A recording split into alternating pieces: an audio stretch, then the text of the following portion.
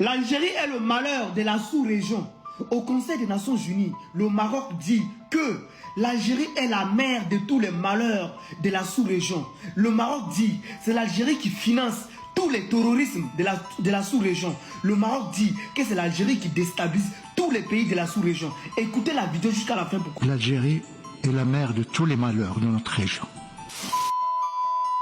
J'aurais tant voulu, chers collègues, que les moments qui traversent le Maroc, le deuil, ses familles, les décès, les milliers de morts, les milliers de blessés, les destructions, vous aurez incité à garder le silence, à respecter le moment, et comme vous le dites, à être solidaire.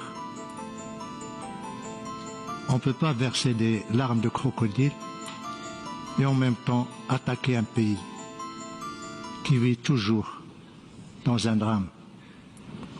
Vous manifestez votre solidarité, votre soutien, mais en même temps, vous injectez votre venin. Vous insultez les morts. Vous insultez les Marocains. Ça fait 50 ans que vous nous rabâchez ces choses-là. Ça fait 50 ans que vous dites que vous n'êtes qu'une partie neutre, qui n'est pas partie prenante. Ça fait 50 ans que vous prétendez défendre un principe. Mais qui êtes-vous, l'Algérie? Qui êtes-vous, monsieur le président, monsieur l'ambassadeur, si vous n'êtes pas partie prenante? L'Algérie, pourquoi a-t-elle pris la parole? Parce qu'elle est neutre?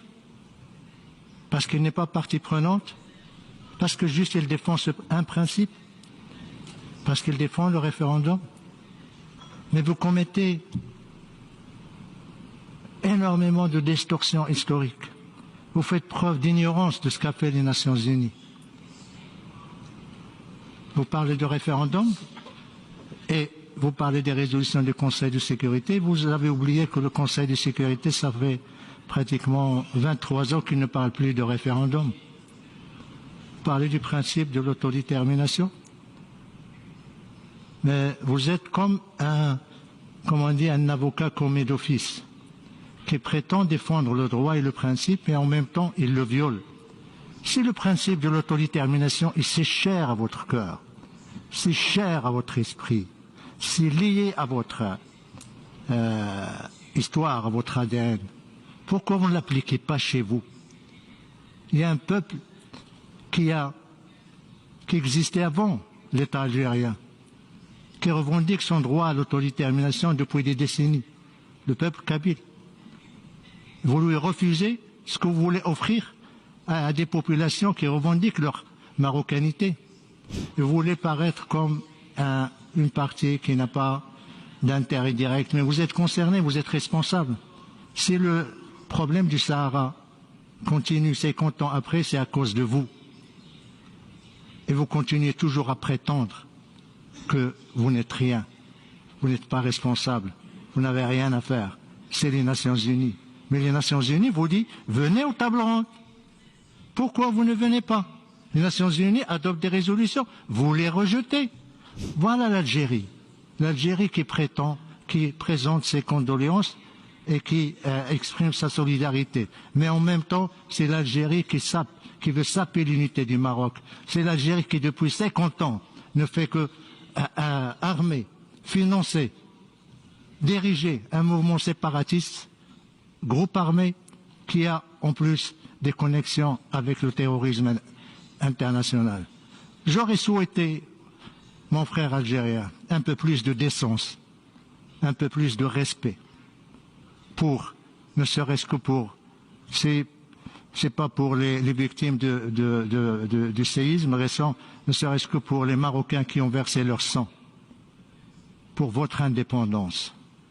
Mais vous avez la mémoire courte, nous le comprenons parce que il n'y a pas de principe chez vous.